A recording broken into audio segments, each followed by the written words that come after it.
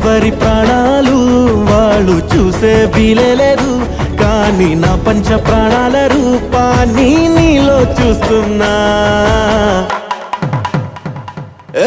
అద్దం ముందు నిలబడి అబద్ధం చెప్పలేనే, నా అద్దం అంటే నువ్వే మరి ఏ నిజం దాచలేనే.